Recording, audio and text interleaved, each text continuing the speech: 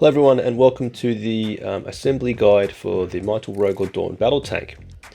I sped up the footage about 2 or 3 times to get us through this in a relatively short period of time, and obviously feel free to pause at certain key moments. Now, I followed the assembly guide basically step by step with a deviation here and there to speed things up, and I will comment at a couple of key points where I actually made a couple of mistakes, and good thing I made the mistakes to avoid you having to make the mistakes yourself. So enjoy the build and enjoy this free music by YouTube, and I'll come in at certain points as applicable.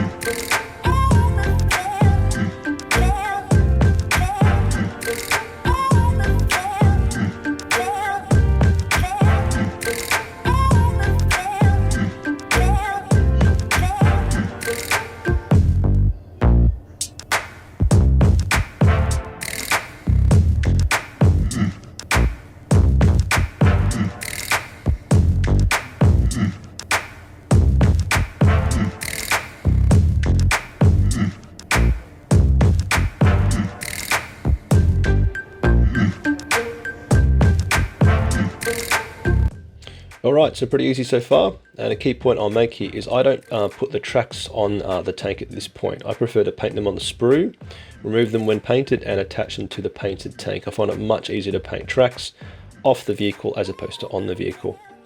Also, we're jumping ahead here, but I don't place components 1, 3 or 19 left and right, which is these armoured elements which cover up the actual track wheels. It's done later in the instruction guide, but you could do it now, but I decided not to put components 1, 3 and 19 on the tank, and if you want to do so, obviously please do so.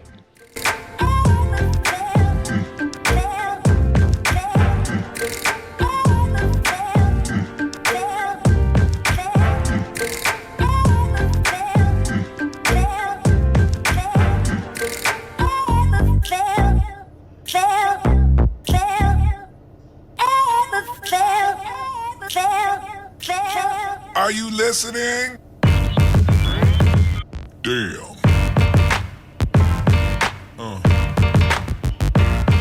Yeah.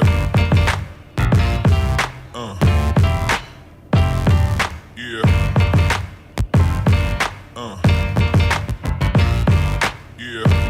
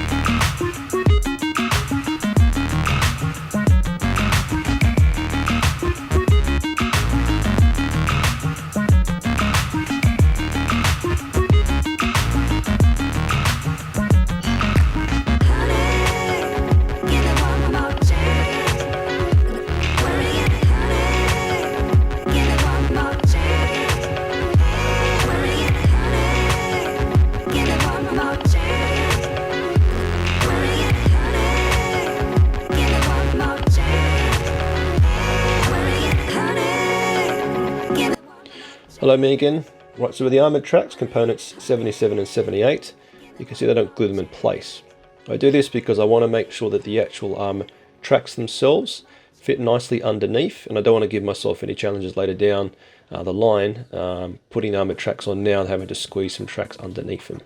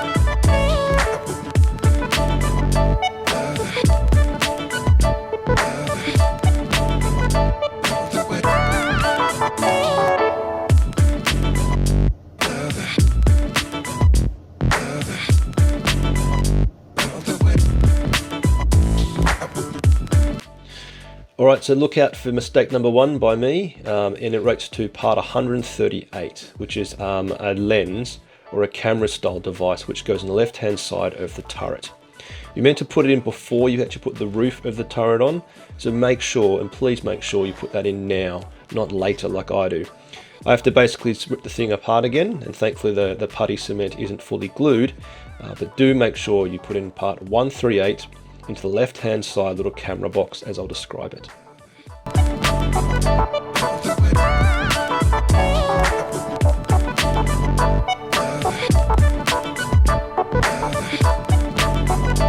Let's go back.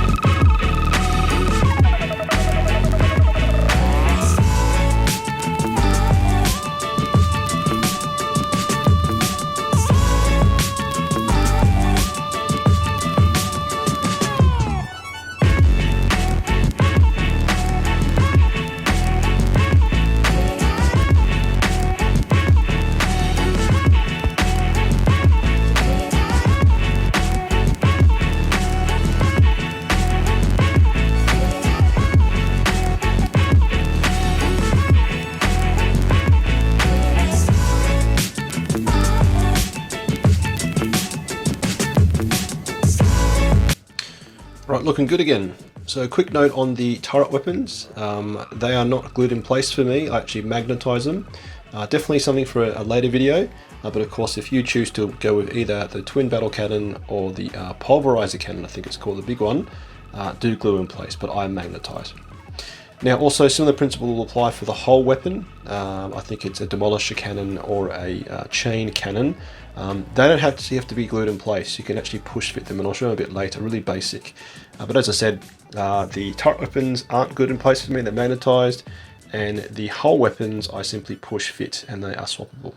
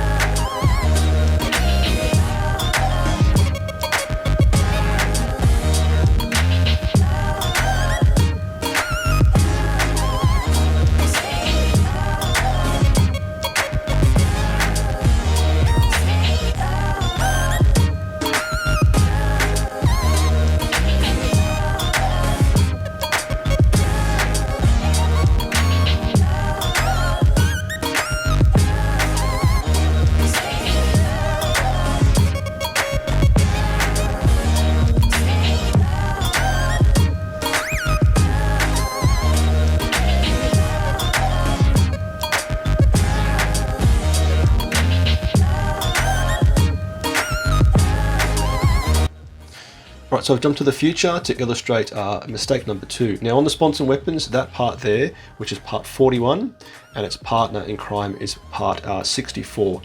They have to line up perfectly with those 2 rivets on the outside of that piece there. Now when I build it, I actually have them the wrong way, and it's a total pain in the ass because I actually had to pull it apart and redo it. That will allow it to be a super snug fit as I illustrate here. Please check section 11C of the instruction manual and look at parts 64 and 41. You have to make them facing the right way. As you'll see when I go through the build here, I actually got it facing the wrong way. So please check. That's my second mistake, and I actually had to pull apart the sponsons after to redo them. So please check 11C of instruction manual, parts 64 and 41.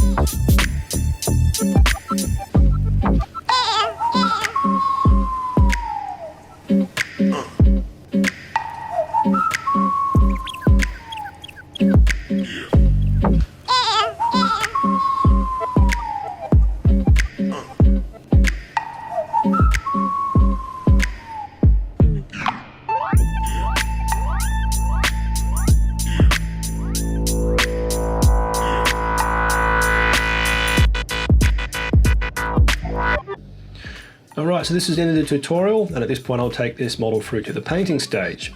Obviously you would have glued in place your Sponson weapons, and as I called out earlier, the armoured tracks were held in place with blue tack whilst I paint the miniature. The whole weapon, as called out earlier, can also be push fit in place, and then of course I've also said the turret weapon can be held in place, in my case with some magnets. You'll also see I've put in place some of the finer detail, including the commander popping out of the right hatch. That is taken from the Cadian upgrade sprue, and I'll be painting him separately. He's held in place now for blue tack. You'll see as it comes around at the back, you've got that metal grill, which I've popped up on the turret, and that can also be put down to allow a crewman to be on the outside of the tank, find the heavy stubber. Heavy stubber is also put in place with blue tack, and likewise this spare bit of track held in place with blue tack. I like to paint those bits individually as opposed to trying to all do it together in the one place. And finally that crewman, that head is also a female head taken from the Cadian upgrade sprue. So hopefully an enjoyable and easy to follow assembly tutorial for you. Any questions, chat about in the comments. But if you enjoyed this, want to support me, you can do so with a like, comment, or by subscribing, watching any of my other YouTube videos to which I cover hobby tactics and lore for Astra Militarum, or joining my Patreon platoon. Patreon platoon, sound off. Tank Commander Glenn, Tank Commander Watchdog Van Etten, Tank Commander Mitchell, Colour Sergeant DuPont, Sergeants Adal, the Colonel Merrill, Veteran Gibson, Hall, Lundeen, Guardsman Beard, Coquelin, Flint, Hills, Malik, Nitton, Nguyen, Smith, Tom, Tompkin, Conscripts England, Gilliam, Goodwin.